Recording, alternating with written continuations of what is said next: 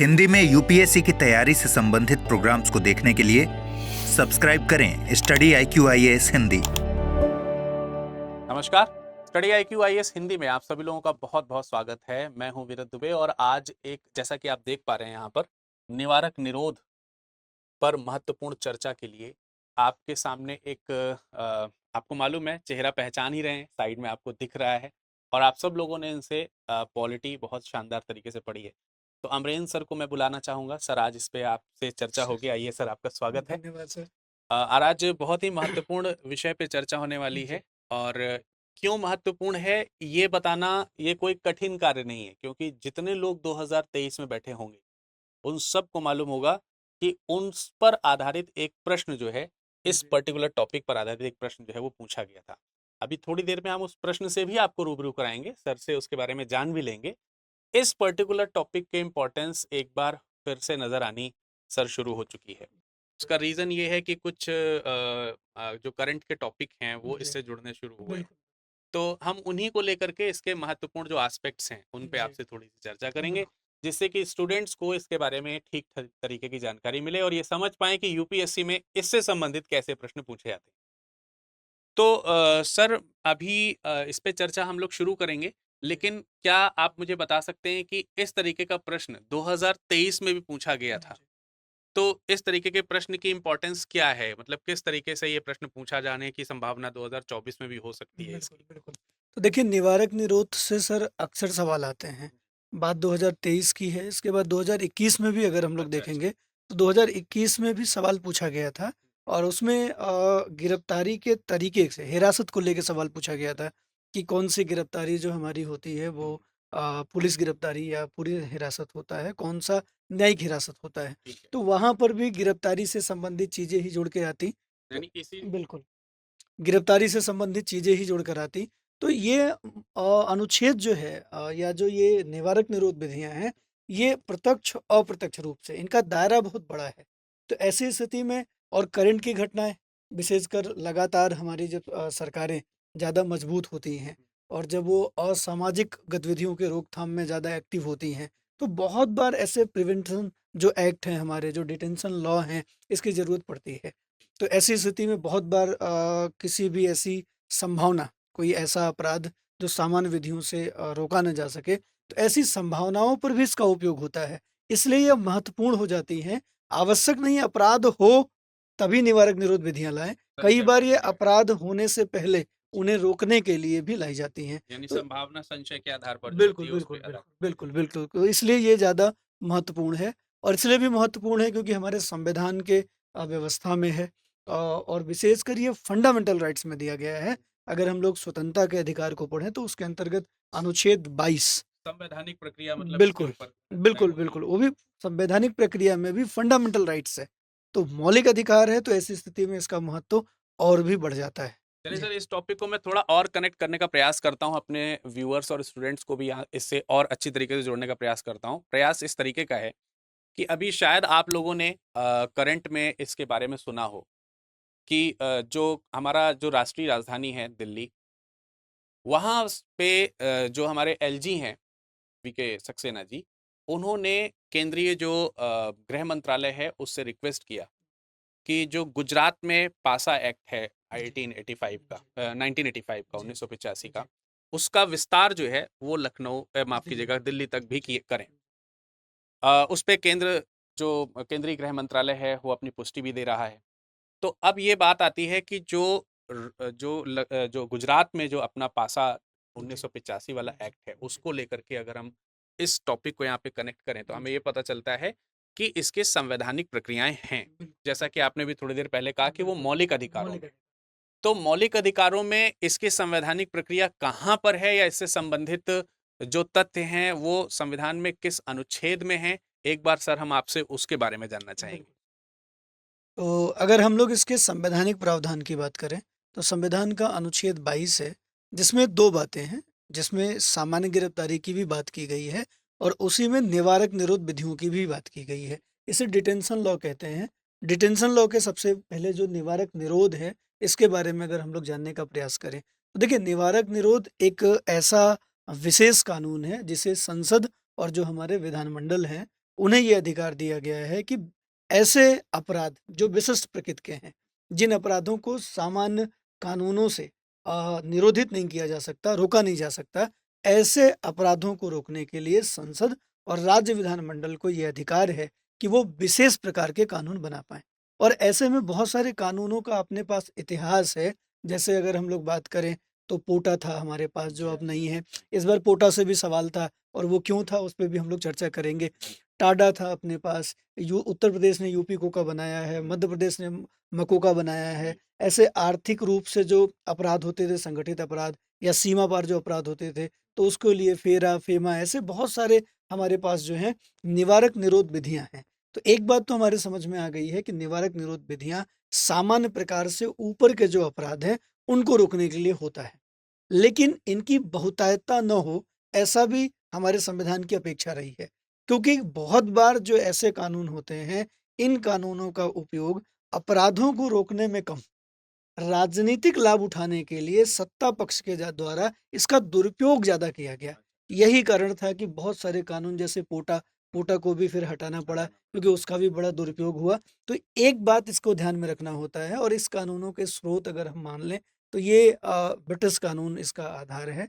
जब कभी ऐसे संगठित अपराधों से निपटने के लिए तो ब्रिटिश कानून हम लोगों को याद है, एक अपने आधुनिक इतिहास में पढ़ते हैं, रॉलेट एक्ट।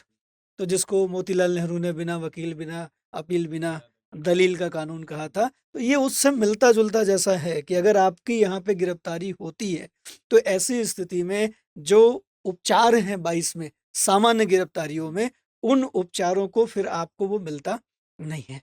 सर, आप अनुच्छेद 22 के बारे में सामान्य उपचार तक आए हैं, जी, जी। तो मैं चाहता हूं कि एक बार सबसे पहले आर्टिकल 22 के वो सेक्शंस के ऊपर हम जी, डिस्कशन कर बिल्कुल, लें जो बिल्कुल। सामान्य अपराधों के लिए हैं, बिल्कुल, और बिल्कुल। जो अपराधी हैं हाँ, उनको भी उसके लिए कुछ संरक्षण मिलता है। बिल्कुल, तो बिल्कुल, बिल्कुल। शायद उनको ज़्यादा आसानी होगी ये समझने में जी। कि ऐसे कौन से अपराध हैं और उसमें हमको जी, किस प्रकार से प्रिवेंशन मिल सकता है। जी। फिर हम इसके ऊपर भी चर्चा करेंगे। बिल्कुल मैं सर। तब तक स्लाइड भी आपकी ओपन कर देता हूँ। हाँ, बिल्कुल। तो अगर हम लोग देखिए बात करते हैं निवारक निरोध और सामान्य गिरफ्तारियों की, तो अनुच्छेद 22 जो है, ये गिरफ्तारी के संबंध में संरक्षण देता है, और अपराधों के संबंध में आर्टिकल 20 की बात होती है। अनुच्छेद 20 वो अपराधों के दोष सिद्धि के संबंध में संरक्षण देता है, और आर्टिकल 22 ये गिरफ्तारी के संबंध में संरक्षण देता है। तो अगर हम गिरफ्तारियों के बारे में संरक्षण की बात करें, तो हमारे पास आर्टिकल 22 के भीतर कम से कम 7 क्लॉज हैं, 7 उपखंड हैं, और सब में 7 clauses, हाँ, यानी 20 बिल्कुल। इसको अगर हम कहें तो इसमें 22 हाँ, इसमें 7 1 से लेकर के 7 तक। हाँ, 7 उपखंड हैं। तो विशेषकर हम जो चर्चा अभी करेंगे, वो 3 उपखंडों तक करेंगे, जहाँ से आपको ये पूरी बात समझ में आएगी, क्योंकि बाकी के 4 उपखंडों में निवारक निरोध विधियों का प्रयोग कैसे किया जाएगा और ये कितने दिन तक चलेगा, इसमें संरक्षण क्या मिलेंगे, उसकी बात है। तो उसको हम सिद्धांत के रूप में समझ सकते हैं। लेकिन सबसे पहले अनुच्छेद 22 के बारे में बात करें कि इसमें जब सामान्य गिरफ्तारियाँ होती हैं, तब क्या संरक्षण है, और जब डिटेंशन लॉ, जब आप नज़रबंदी में आते हैं, जब निवारक निरोध में आते हैं, तब आपको क्या नहीं मिलता है, ये देखना है। तो सबसे पहले आर्टिकल 22 का फर्स्ट है, जिसके अंतर्गत ये कहा गया है कि किसी भी व्यक्ति को, एक चीज़ और ध्यान रखिएगा, ये अनुच्छेद 22 नागरिकों और विदेशियों दोनों को प्राप्त है ना? बहुत ये महत्वपूर्ण बात हाँ, है। ये महत्वपूर्ण बात है कि इसमें केवल नागरिक नहीं, बल्कि विदेशी दोनों को प्राप्त है, कोई नागरिक हो या विदेशी हो। क्योंकि ऐसा मैंने इसलिए बताया सर, क्योंकि यानी ये बहुत व्यक्तियों के लिए है। हाँ, व्यक्तियों के लिए। दूसरा मैंने इसलिए भी इसको इसलिए बताया विदेशी, क्योंकि जब आप आर्टिकल 22 का थर्ड पढ़ते हैं, तो उसमें दुश्मन देश के नागरिक को नहीं है। तो लोगों को लगता है कि सर फिर तो ये विदेशी को नहीं है ना? तो दुश्मन देश का नागरिक और विदेशी दोनों में थोड़ा-सा अंतर यहाँ देखने को मिलता है। तो 22 के फर्स्ट में कहा गया कि जिस भी व्यक्ति को गिरफ्तार किया जाएगा, उसको कारण जानने और विधि व्यवसायी, जो विधि का व्यवसाय करता है, वकील या एडवोकेट, उससे परामर्श करने का अधिकार है। ये प्रत्येक व्यक्ति का मूल अधिकार होगा। सामान्य स्थिति में हम देखते हाँ, ही हैं कि बिल्कुल, किसी बिल्कुल। भी प्रकार से कोई कानूनी व्यक्ति हमें जी, गिरफ्तार जी, जी, करता है, जी, जी, जी। तो हम अपने वकील से उसमें हाँ, पूछते हैं कि क्या इसमें निर्देश हो सकते हैं, क्या हम बिल्कुल, चीज़ें कर बिल्कुल। सकते हैं, वो अधिकार उसको ना, है। इसके लिए साउथ इंडियन मूवी देखें ये लोग, तो उसमें अक्सर आपको ब्रह्मानंद जो है, वो वकील के रूप वकील में, के रूप में है ना? हीरो को जेल में बंद कर दिया गया, तो दिया पहुँच गया। जाता है। नहीं, पुलिस-वुलिस को तो हटाता है, तुम रोक नहीं सकते मुझे हाँ। मिलने से। तो ये मतलब आप देख सकते हैं कि 22 का जो 1 है, वो अक्सर हमारे सिनेमा में दिखाने को दिया जाता है कि वकील को मिलने से नहीं रोका जाता जब भी किसी को गिरफ्तार किया जाता है। तो यहाँ पे 2 बातें हैं, एक तो जिसे गिरफ्तार किया जाएगा उसे कारण जानने का अधिकार है, और दूसरा कि उसे विधि व्यवसायी एडवोकेट या परामर्श करने का अधिकार है, और ये मूल अधिकार है। ये आपको पॉइंट 1 में देखने को हाँ, ये मिलेगा। आपको एक 22 तो के आपको 1 में देखने को वकील मिलेगा। बनने का अधिकार होगा ठीक है? जी। और दूसरा जो है आपको कारण जानने कारण जानने का अधिकार आपको होगा। क्यों गिरफ्तार तो किया गया। कारण और परामर्श, ये 2 बातें जो हैं ये आर्टिकल 22 के फर्स्ट में है, और ये उपचार हैं, ध्यान रखिए। जब हम बीमार होते हैं तो उसका इलाज हमें चाहिए होता है, इलाज के रूप में दवाइयाँ होती हैं। इसी तरीके से जब आपको गिरफ्तार किया जाएगा तो ऐसी स्थिति में आपको जो ये उपचार हैं, ध्यान रखिए आपने आर्टिकल 21 पढ़ा है। आर्टिकल 21 में लिखा गया था कि प्राण एवं दैहिक स्वतंत्रता। दैहिक स्वतंत्रता का अर्थ होता है हमारा देह, हमारा शरीर, यही तो हमारा है पर्सनल, और क्या है? तो ये जो हमारी जो व्यक्तिगत स्वतंत्रता है, जो हमारे शरीर से संबंधित स्वतंत्रता है, इस स्वतंत्रता का संरक्षण 21 करेगा। लेकिन 21 अकेले इसका संरक्षण कर ही नहीं सकता। इसीलिए हम लोग कहते हैं कि निजी स्वतंत्रता, व्यक्तिगत स्वतंत्रता के संरक्षण का जो सहयोगी है 21 का, वो 22 है। वो 22 है। तो जब कभी आपको गिरफ्तार किया जाएगा तो आपकी कौन-सी स्वतंत्रता छिन रही? निजी स्वतंत्रता, व्यक्तिगत स्वतंत्रता। तो उस स्थिति में जब आपकी व्यक्तिगत स्वतंत्रता का क्षरण होता है तो 22 सामने आता है, और 22 कहता है कि पहले में हम ये आपको उपचार देते हैं कि आप कारण जानो और परामर्श करो कि आपकी व्यक्तिगत स्वतंत्रता कैसे वापस आ सकती है। तो ये 22 का एक है। कई बार इसके लिए वारंट भी हाँ, आप हाँ, हाँ, उसकी हाँ, मांग कर बिल्कुल, सकते बिल्कुल हैं। मांग आपने कर सकते फिल्मों में हैं। देखा होगा कि कई लोग जो है गिरफ्तारी ये देने से कारण मना कर जानने का देते है, ये कारण जानने का है कि जब हीरो कभी-कभी क्या करता है, ओवर कॉन्फिडेंस में पुलिस बन जाता है, और हैं। पुलिस बनने के बाद वो सीधे पहला काम करता है, विलेन के घर पहुंचता है, और विलेन के घर कहता है कि बाहर आओ, मैं तुमको देख लूंगा। तो विलेन बड़ा कूल आता है, वो भी विलेन अक्सर हमने डैनी देखा है, वो बड़ा कूल आता है, बिल्कुल गोल वाली सीढ़ी से उतर के, और पूछता है क्या पुलिस बन गए तो क्या गिरफ्तार कर लोगे? हाँ, है ना? कहता है हाँ, अब तुम्हारे अपराधों की एक-एक पाई पाई का हिसाब मैं करूंगा, तो मैं तुमको गिरफ्तार करूंगा। तो कहता है कि वारंट लाए हो? भाई बदला वारंट। हाँ, मतलब है तुम्हारे पास, मुझे किस कारण गिरफ्तार करोगे? क्या लिखित में है तुम्हारे पास? फिर अचानक से उसको आता है, कोई बात नहीं, अगली बार मैं वो भी लेके आऊँगा। है ना? तो ये समझिए कि आपको जब भी गिरफ्तार किया जाएगा, तो आपका ये मौलिक अधिकार है कि आप कारण पूछ सकते हो, और अगर कारण ठीक है, जेन्युइन है, तो आपकी गिरफ्तारी होगी। लेकिन आपको वकील से, एडवोकेट से परामर्श करने का ये मूल अधिकार होगा। ये 22 का एक है। अब 22 के 2 में आते हैं, दूसरा उपचार, वो भी बड़ा महत्वपूर्ण है कि जब भी किसी व्यक्ति को गिरफ्तार किया जाएगा, तो ये उसका मूल अधिकार है कि 24 घंटे के भीतर उस व्यक्ति को जिसने गिरफ्तार किया है, उस राज्य के द्वारा नज़दीकी न्यायालय अथवा न्यायाधीश के समक्ष उपस्थित किया जाए। इसमें 24 घंटे का टाइम आपको मिलता है, लेकिन कई बार लोगों को लगता है कि 24 घंटे में जो गिरफ्तारी के स्थान से न्यायालय पहुंचने का समय है, वो शामिल है या नहीं है। तो आपको बताना है कि वो समय शामिल नहीं है। इस 24 घंटे में गिरफ्तारी के स्थान से न्यायालय तक पहुंचने का समय शामिल नहीं है। फिर यानी बहुत वो जो रास्ते में जो टाइम जाता है हाँ, वो exclude कर टाइम दिया है। वो एक्सक्लूड है उसमें, मतलब हटा इंक्लूड नहीं है, उसको वही अगर हटा आपको के। रास्ते में 10 घंटे का समय लग रहा हाँ, है तो वो तो टाइम हट 34 जाएगा, घंटे हो जाएगा, 34 वही घंटे चीज़ हो 24 जाएगा, घंटे नहीं बिल्कुल। दूसरी चीज़, कई बार जो छात्र हैं वो व्यवहार में कहते हैं कि सर वो फ्राइडे शाम को गिरफ्तार कर लिया, हुँ, और सैटरडे कोर्ट संडे छुट्टी बंद है, रहती है। फिर सैटरडे संडे छुट्टी रहेगी, तो फिर तो 48 घंटे से ज़्यादा तो यहीं हो गया। फिर तो ध्यान रखिए कि इसमें भी 2 परिस्थितियाँ हैं। हमने कहा ना कि संविधान में जितनी भी बातें लिखी हैं, वो जैसी लिखी हैं वैसी रिजिड नहीं है। वो एब्सोल्यूट आत्यांतिक नहीं है। उन सब में क्या है, एक सकारात्मक समन्वय है। जैसे सामान्य तरीके के गिरफ्तारियाँ अगर होती हैं सामान्य अपराधों में, तो उसमें ठीक है, उसमें ये छूट है कि भई आप पुलिस हिरासत में रखो, और जैसे ही कोर्ट खुलता है आप उनको ले आओ। तो ये इस तरीके के वायलेंस का आधार नहीं माना जाता। लेकिन अगर कोई ऐसा व्यक्ति है जो गंभीर अपराधों में गिरफ्तार किया गया, अगर वो सैटरडे भी गिरफ्तार किया जाता है, तो सैटरडे, अभी हमने एक लाइन कही थी, नज़दीकी न्यायालय अथवा न्यायाधीश, मैंने दोनों बात करी। अगर न्यायालय नहीं खुला है तो कोई बात नहीं, आपको नज़दीकी न्यायाधीश जो भी जहाँ भी उपलब्ध है, आपको वहाँ ले जाना पड़ेगा ऐसे व्यक्ति को, जहाँ पे गंभीर अपराध की प्रकृति है। आप न्यायाधीश के घर ले जा सकते हो, और न्यायाधीश जहाँ होता है वो वहाँ न्यायाधीश होता है। एक न्यायाधीश ही ऐसा है जो न्यायालय जेब में लेके चलता है।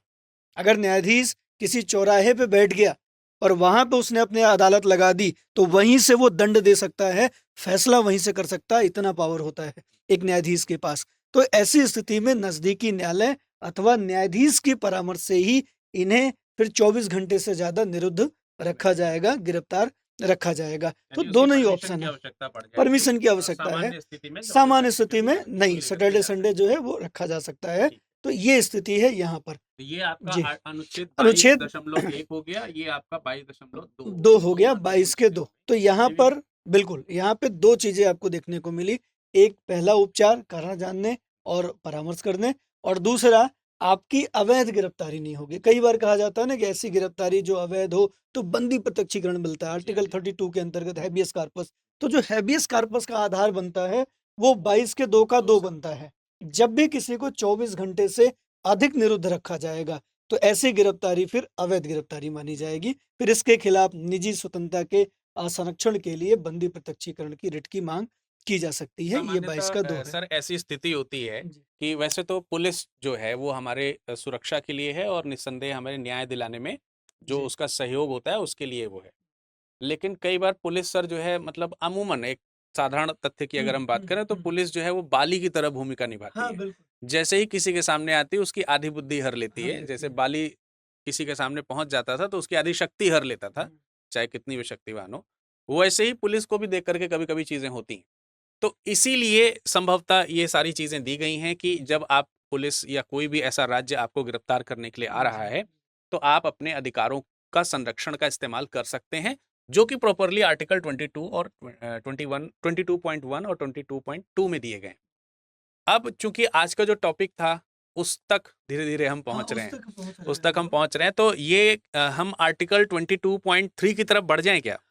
है ना, आर्टिकल 22.3 जानते हैं सर से इसके बारे में। जब हम लोग 3 में आएंगे तब वास्तव में ये पता लगेगा कि ये जो उपचार मिल रहे हैं ये उपचार किसको सर, नहीं एक मिनट मिलेंगे। मैं आपको जी, रोकना चाहूंगा। बिल्कुल, जो चीजें आपने कही थी वो देखिए बिल्कुल। यहाँ पर लिखी हैं, बच्चे यहाँ पर देख भी सकते हैं।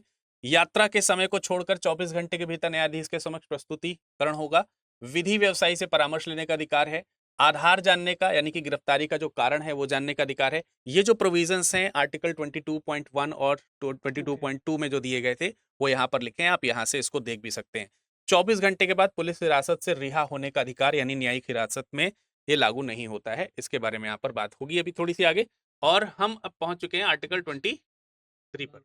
ठीक है, ठीक है। तो आइए 22 के 3 की बात करते हैं। 22 के 3 में ये बताया गया है कि जो ऊपर के 2 उपचार हैं वो किसको नहीं मिलेंगे, है ना? हाँ, एक स्लाइड ले लेते हैं। 22 के 3 में 22 के 3 में 22.3 पे हाँ, चर्चा करेंगे इसमें लिखा गया है कि उपरोक्त उपचार किसे नहीं प्राप्त अब। होंगे। यानी पहला जो पॉइंट था हाँ, और और जो दूसरा था पॉइंट है ये किसको नहीं मिलेंगे, किसे नहीं मिलेंगे, ये 22 के 3 में बताया गया है। तो 22 के 3 में 2 आधार बताए गए हैं।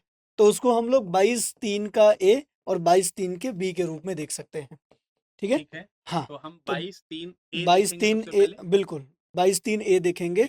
इसके अंतर्गत बताया गया है कि ऐसी गिरफ्तारी जिसको भी गिरफ्तार किया जाए, अगर वो तत्समय मतलब उस समय अगर घोषित दुश्मन देश का नागरिक है ना? घोषित दुश्मन शत्रु देश, हाँ, घोषित शत्रु देशीय ये नागरिक, इंपॉर्टेंट है, ध्यान रखना। घोषित जरूर ध्यान रखना है, घोषित शत्रु देशी नागरिक, शत्रु देशीय नागरिक, शत्रु देशीय नागरिक, ठीक है? अगर ऐसे व्यक्ति की गिरफ्तारी हुई जो उस समय हमारे देश के द्वारा शत्रु देश घोषित किया गया हो। देखो यहाँ घोषित शब्द इसलिए भी इम्पोर्टेंट है क्योंकि दुश्मन और दोस्त ये परमानेंट नहीं होते।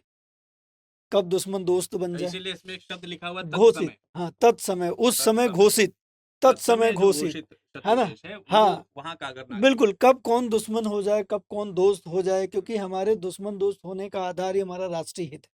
हमारे राष्ट्रीय हित पे अगर दुश्मन हमारे राष्ट्रीय हित को संरक्षण कर रहा है तो वो दोस्त है ना? इसीलिए बहुत बड़े-बड़े सिद्धांत हमारे मंडल सिद्धांत दिए गए, मनु के व्यवस्था में, कौटिल्य की व्यवस्था में, कि कैसे हमें दोस्त और दुश्मनों को भाँप के बैलेंस करके रखना है। तो ऐसी स्थिति में 22(3) का एक कहता है या ए कहता है कि जो घोषित शत्रुदेशी नागरिक होगा, उन्हें ये ऊपर के 2 उपचार जो हैं वो नहीं मिलेंगे। एक तो ये हो गया। दूसरा अगर हम बी की बात कर लें, यहाँ बी की बात कर लें, ठीक है? दूसरा यहाँ अगर हम बी की बात कर लेते हैं तो बी में बताया गया है कि जिसे भी आर्टिकल 22 हाँ 22 की 3 का बी, इसमें बताया गया है कि जिसे ये भी महत्वपूर्ण है, ये सुनना है ध्यान से। यहाँ जिसे भी निवारक निरोध विधियों में अर्थात डिटेंशन लॉ में गिरफ्तार किया गया है उसे भी उपरोक्त उपचार नहीं मिलेंगे। ठीक है, जिसे निवारक निरोध विधियों में गिरफ्तार किया गया, डिटेंशन लॉ में गिरफ्तार किया गया, उसे भी उपरोक्त जो उपचार हैं वो नहीं मिलेंगे। इसका मतलब है कि निवारक निरोध विधियों में गिरफ्तार किए गए व्यक्ति को कारण जानने, विधि व्यवसायी से परामर्श करने और 24 घंटे के भीतर नजदीकी न्यायालय या न्यायाधीश के समक्ष उपस्थित होने का जो उपचार है वो नहीं मिलेगा, है ना। तो ये चीज इसमें अगर स्पष्ट हो गई हाँ है। इसमें अगर गिरफ्तारी हुई तो आपको फिर जो ऊपर के गिरफ्तारी के जो सामान्य गिरफ्तारियों में जो आपको उपचार मिल रहे थे वो डिटेंशन लॉ के भीतर आपको नहीं मिलेंगे। अब सर इसमें एक चीज और मुझे बता दीजिए कि क्या ये जो गिरफ्तारी है ये किसी कृत्य के होने के बाद ही संभव है या फिर होने की संभावना पे भी नहीं, संभव ये देखिए ये जो गिरफ्तारी है ये दोनों ही स्थिति में अगर लगता है कि कोई ऐसा बड़ा जघन्य अपराध हो सकता है तो उसे रोकने के लिए भी इसका उपयोग किया जा सकता है और कृत्य होने के बाद और कृत्य बढ़े ना तो इसके लिए भी इसको किया जा सकता है। इसीलिए ये टर्म दिया गया है हाँ, निवारक निरोध, निराव किसी की चीजों को बिल्कुल होने से बचाना बचाने के prevent लिए, करने रोकने के लिए। मान लीजिए आपने कहीं कुछ बोला और वहां दंगे शुरू हो रहे हैं, सांप्रदायिक सौहार्द बिगड़ रहा है और आगे भी आपकी बहुत सारी जो प्लानिंग है वो है, रैलियां हैं, तो ऐसे में आपको वहीं रोक दिया जाएगा और आपको निरुद्ध कर दिया जाएगा क्योंकि आगे कम से कम उन चीजों को आपके द्वारा न किया जा सके, तो ऐसे अपराध न हो आपसे, इसलिए रोकने के लिए इन विधियों का उपयोग किया जाता यानी है। ऐसी स्थिति में व्यक्ति को वकील रखने का अधिकार नहीं होगा, नहीं, ना है तो ना, जो कारण हम लोग जानने का अधिकार कारण होगा जानने का अधिकार नहीं होगा और कि आपको क्यों गिरफ्तार बिल्कुल किया और गया है, 24 घंटे के भीतर इनको नजदीकी न्यायालय न्यायालय के जो ले पास जाने का अधिकार नहीं था ले वो जाएगा। आपको नहीं मिला ठीक 24 है, घंटे। ठीक है, बिल्कुल, तो ये तमाम सारी चीजें हैं ठीक जिनसे है। आपको अब रोक देखिए दिया ये जाएगा। ये जो निवारक निरोध है ये सामान्यतः आप सोच रहे होंगे कि क्या कोई कभी भी पुलिस वाले किसी को भी इसमें गिरफ्तार कर सकते हैं? नहीं, इसके लिए पूरी व्यवस्था है कि अगर डिटेंशन लॉ किसी के ऊपर लगाना है तो डिटेंशन लॉ लगाने के लिए अधिकृत जिले का डीएम है, जो अपना डीएम है, जिलाधिकारी है, डिस्ट्रिक्ट मजिस्ट्रेट, उसकी परमिशन से ही किसी के ऊपर इस विधि का उपयोग किया जाएगा। इसी से एक और प्रश्न मैं जी, पूछना चाहता हूँ, आपने बताया कि एक जी, अधिकृत जो अधिकारी है, जो जी। डीएम है, वह उससे समकक्ष जो है, तो जैसे किसी भी व्यक्ति को निवारक निरोध जो अधिनियम है इसमें जो है किसी व्यक्ति को गिरफ्तार किया गया, कोई ये व्यक्ति है XYZ, तो जनरली तो हम जब किसी को गिरफ्तार करते हैं तो 24 घंटे के अंदर उसको निकटतम न्यायालय के समक्ष प्रस्तुत करते हैं और फिर वो तय करते हैं कि कितने समय तक हिरासत में आप रख सकते हो और आगे की कार्यवाहियां क्या होंगी। लेकिन चूंकि इसके पास ये सारी चीजों का अधिकार नहीं है, तो फिर जो भी राज्य है जिसने इसको गिरफ्तार किया है उसको ये व्यक्ति, ये मतलब राज्य जो है इस व्यक्ति को कितने समय तक, मनमाने समय तक गिरफ्तार करके रख सकता है? नहीं, देखिए इसके लिए मनमाने समय तक नहीं, इसके लिए अधिकतम 3 माह का समय है। अधिकतम 3 माह। हाँ, अधिकतम 3 माह का ठीक है। समय है कि 3 माह के भीतर जो है इसकी जो व्यवस्था है वो हो जानी चाहिए कि ये कितने दिन तक गिरफ्तार रहेगा इस बात का जो है निर्णय हो जाना चाहिए। तो इसके लिए भी प्रोसेस है। तो सबसे पहले एक बात तो आपने जान लिया कि डीएम के कहने पे ही लगाया जाएगा, ठीक है। ठीक है? डीएम के कहने पे लगाया जाएगा। तो ऐसी स्थिति में जब डीएम के कहने पे किसी व्यक्ति को गिरफ्तार कर लिया जाएगा, अब देखिए ये गिरफ्तारी जो है अभी तो पुलिस हिरासत हुई, अगर इसको राज्य ने या पुलिस ने गिरफ्तार किया तो ये हिरासत पुलिस हिरासत हुई और यहाँ पर अधिकतम पुलिस हिरासत 3 माह तक रह सकती है, ठीक है। दूसरी बात, जब किसी को गिरफ्तार किया जाएगा तो जरूरी नहीं है कि उस गिरफ्तारी को व्यक्ति को थाने में ही रखा जाए। इसको हम लोग निवारक निरोध को बहुत बार यानी नजरबंदी इसका कानून स्थान भी क्या कहते हैं। होगा? हाँ, गिरफ्तारी का जो स्थान बिल्कुल, तो होगा इसको बहुत निवारक बार हम निरोध लोग नजरबंदी के रूप में भी नजरबंदी। जानते हैं, इसको नजरबंदी के नाम से जानते हैं। तो बहुत बार क्या होता है कि व्यक्ति को जो पुलिस है वो अपने यहाँ गिरफ्तार रखती है और बहुत बार क्या होता है कि उनके घर में ही उनको नजरबंद कर दिया यानी जाता जिसे है। गिरफ्तार किया गया उसको उसको उसके घर में ही, बाहर मतलब उसको कह दिया गया कि आप अपने घर से बाहर नहीं जाओगे, आपको अपने घर पे ही रहना। तो ये भी एक तरह की गिरफ्तारी ही है। जब भी आपको कहीं कंट्रोल कर दिया जाए, निरुद्ध कर दिया जाए, एक दायरा बना दिया जाए तो वो गिरफ्तारी है। तो बहुत बार ऐसी गिरफ्तारियां आपके घर पे भी हो सकती है। तो स्थान पुलिस का कोई स्थान हो सकता है, राज्य का कोई स्थान हो सकता है या फिर वो आपका जो है आपका घर हो सकता है। यहाँ पे जेल नहीं है, ध्यान रखिए, क्योंकि जेल में आप तब जाएंगे जब वो न्यायिक हिरासत होगी, और अभी तक ये पुलिस हिरासत है, अधिकतम 3 माह की पुलिस हिरासत होती है। अब यानी देखिए, पुलिस अपने पास हिरासत में कहाँ रखना हाँ, चाहती है वो वो पुलिस तय नहीं करेगी। करेगी, पुलिस नहीं करेगी। दूसरी चीज कि जब आप गिरफ्तार हो जाओगे तो ऐसी स्थिति में अब एक कमेटी बनाई जाएगी, एक समिति बनेगी, जिसमें हाई कोर्ट का एक वर्किंग या रिटायर्ड जज हो सकता है, एक लोअर कोर्ट का जज हो सकता है, न्यायाधीश हो सकता है, और एक विधि का जानकार होगा। ऐसे मिला के 3 लोगों की एक कमेटी बनेगी। अब वो कमेटी इस बात की जांच करेगी कि जो निवारक निरोध विधियां जिसके ऊपर लगाई गई हैं, पहले तो ये देखा जाएगा कि ये लगाने का आधार उचित था या नहीं था, सबसे पहले। क्योंकि अक्सर क्या होता है कि निवारक निरोध विधियों को सरकारों के दबाव में आके राजनीतिक उद्देश्यों को पूरा करने के लिए दुरुपयोग होता है। खास करके व्यक्ति अगर किसी राजनीतिक बिल्कुल, प्लेटफॉर्म बिल्कुल, को प्रेजेंट करता बिल्कुल, हो। बिल्कुल, बिल्कुल। तो ऐसी दशा में सबसे पहले ये जो कमेटी है, ये इस बात की जाँच करती है कि जिसके ऊपर ये डिटेंशन लॉ, निवारक निरोध विधियाँ लगाई गई हैं, वो लगाने का आधार उचित था या नहीं था। अगर ये नॉर्मल से भी काम चल सकता था, तो डिटेंशन लॉ क्यों लगाया गया? तो इसके लिए जब ये कमेटी जाँच करेगी, तो जो दूसरा पक्षकार होगा, जो ये सिद्ध करने का प्रयास करेगा कि नहीं, इसके अलावा मेरे पास कोई दूसरा उपाय नहीं था, और ऐसा अगर मैं नहीं करता तो शायद बड़े अपराध को अंजाम दिया जा सकता था। तो ऐसी स्थिति में दूसरा पक्षकार डीएम होता है।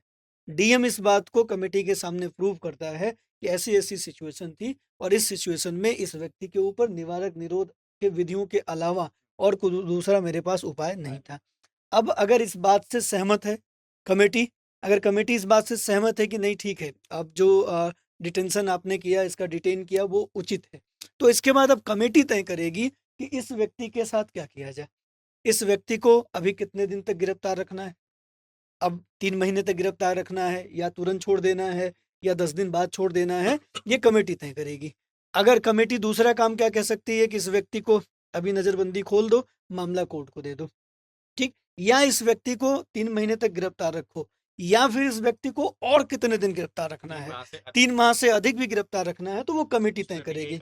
हाँ, ये कमेटी तय करेगी कि इसे कब तक रखना है। लेकिन ये सारी प्रक्रिया जो हो रही है, कमेटी बनने की, जाँच होने की, और उचित और निर्णय लेने की, ये सारा का सारा काम 3 माह के भीतर हो जाना चाहिए। है ना? मतलब ये सारे के सारे काम जो हैं 3 माह के भीतर हो जाना चाहिए, क्योंकि 3 माह से अधिक का जो डिटेन है, 3 माह से अधिक की जो नज़रबंदी है, वो न्यायिक निर्णय से ही होगा। और चूँकि ये कमेटी न्यायिक है, इसमें न्यायाधीश हैं। यानी ये पहले से तय हो जाना चाहिए हाँ। कि क्या इसके लिए 3 माह से अधिक का समय लग सकता है? हाँ, अगर चीज़ें हो भी रही हैं, तो वो 3 महीने के भीतर ये निर्णय हो जाना ये चाहिए। बहुत सूक्ष्म बिंदु है, क्योंकि बिल्कुल। इस आधार पर, इतने छोटे-छोटे पॉइंट्स के आधार पर यूपीएससी आपसे क्वेश्चन कर सकती है। बहुत सारे जैसे सवाल। एक जी। स्टेटमेंट में लिख ही दे हाँ। कि 3 माह के पश्चात अगर उसे जी। गिरफ्तार करना है, तो 3 माह के पश्चात इस प्रकार की कमेटी का गठन करके उसके समय को बढ़ाया जा सकता है।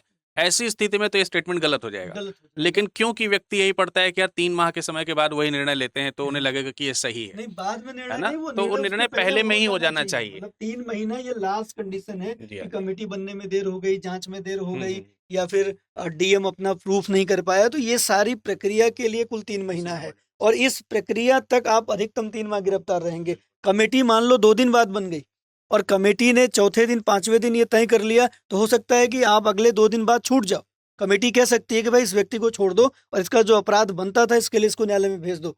इसके लिए इसे न्यायिक हिरासत में भेज दो। अब कोर्ट तय करे कि इसे जेल में रखना है या इसे छोड़ देना है, तो ये सारा काम होगा। इस प्रक्रिया में अधिकतम 3 माह लग सकते हैं, तो 3 माह तक आप अधिकतम, देखिए अधिकतम लिखा है, 3 माह तक आप गिरफ्तार रह सकते हैं।